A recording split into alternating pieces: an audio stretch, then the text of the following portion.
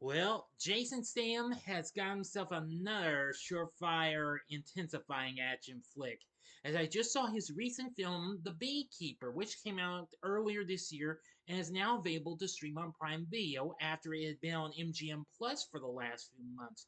But is this recent film of an action flick that's worthy of putting the sting in your veins for some good action, or is this one just not worthy to live for its sting? Find out in this spoiler free review right now. This is Big D's Entertainment Rankings and Reviews.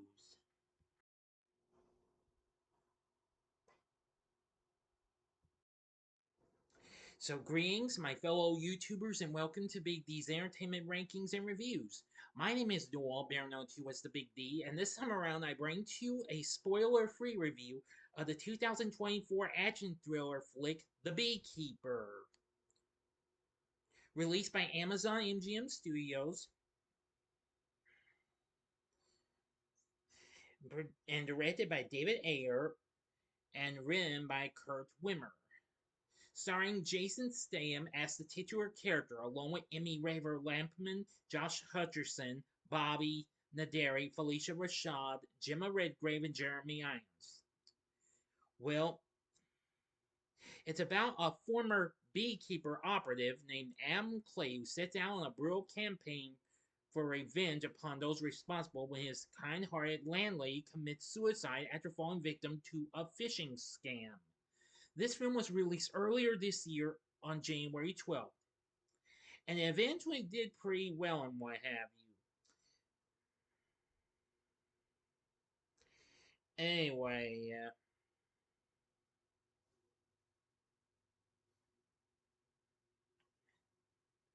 now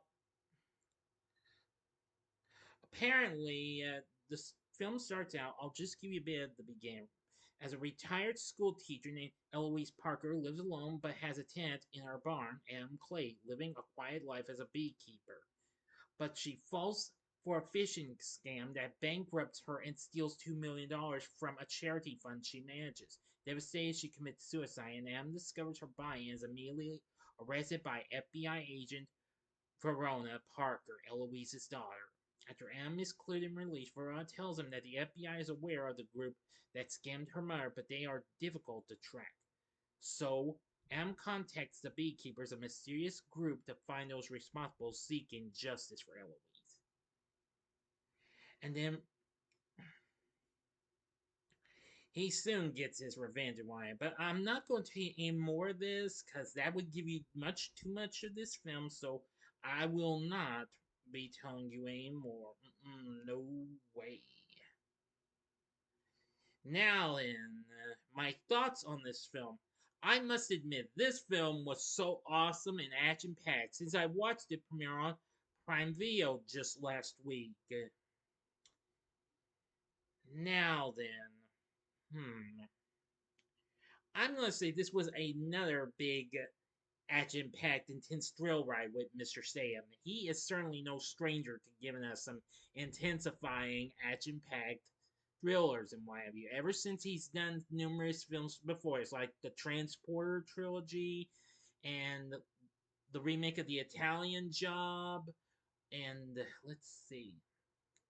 Oh, yeah, the Crank films, and heck, even the later Fast and Furious films, including its spin-off Hobbs and Shaw, and of course the Expendables franchise. He's just good in these. When this film was released, it did very well. It it made a lot of money. It made 104, not 40, 152 million worldwide against its 40 million or dollars or less budget, and became such a big success. The film sits at 70% on Rotten Tomatoes, where it says cheerfully undemanding and enjoyably retrograde. The film proves that when it comes to dispensing action thriller justice, Statham hasn't lost his sting.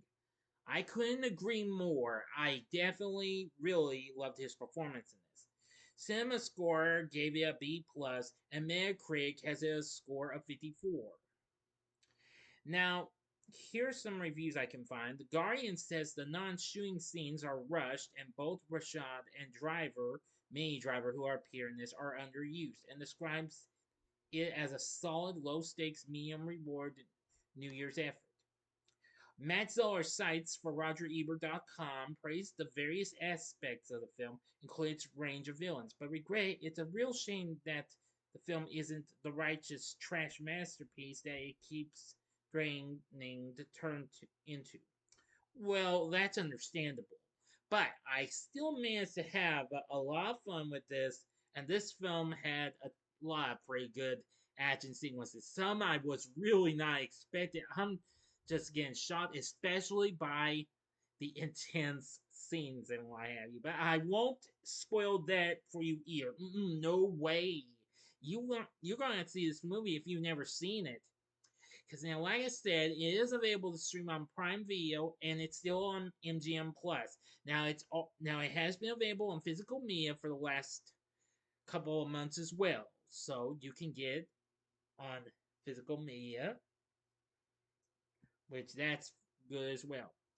Now then, the film was directed by David Ayer, who of course was well known for directing Suicide Squad from the DC Extended Universe. Yes, the 2016 film. You probably already knew that. Let's see. And he also directed the war film Fury and the crime thriller The Tax Collector. He also did the Netflix film Bright. He's directed other films, most I'm not too familiar with. He also wrote this. He had also long before this, he wrote the screenplays for Training Day and the original Fast and the Furious as well. Oh yeah, and SWAT. So I must say, Ayer did a good job on his directing in this. David Sarney, along with Jared Michael Fry, does the score for this, and that's pretty cool too. Now for our cast, aside from Jason Statham as Adam Clay, who I've already talked about already. For the rest of the cast, we have Emmy Raver-Lampman playing Verona Parker. I'm going to say she's pretty good. Josh Hutcherson plays Derek Danforth, who apparently ends up being one of our villains. Yes, I couldn't even believe he'd go from being kind of like a heroic type figure after seeing him in the Hunger Games franchise, and then and some of the stuff he did earlier, like Firehouse Dog, Bridge to Terabithia, and of course RV. But wow, he was so good in his performance. Let's see who else we have. Bobby Naderi plays the character of Agent Matt Wiley. He's pretty good. Minnie Driver, yeah, it is a shame we don't get to see much more of her. She plays director Janet Howard, so she's not too bad. David Witz plays the character of Mickey Garnett. Jemma Redgrave plays Derek's mother, President Jessica Danforth. And Phylicia Rashad plays Eloise Parker. It's a shame we don't get to see much of her until the unfortunate suicide early on. And Jeremy Irons plays the character of Wallace Westwild. Yes.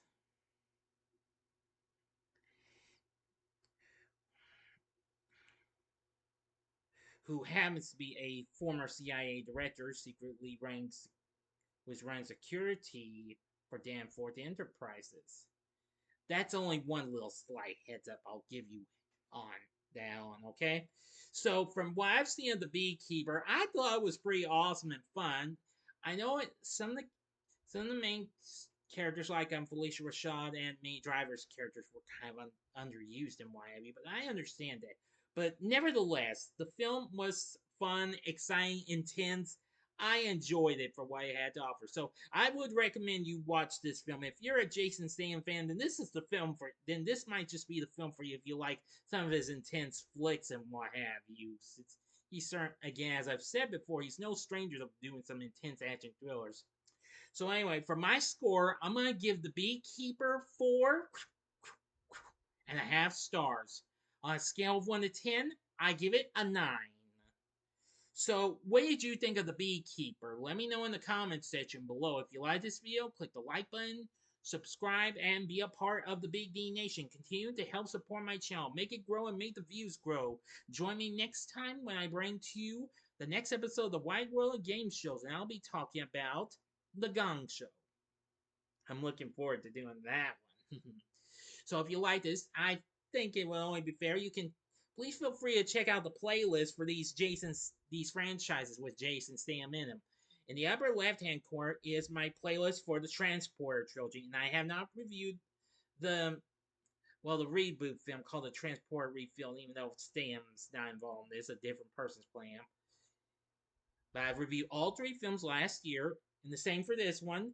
The Expendables films, which also includes the fourth film, which I know underperformed, but I'm an understanding person, okay?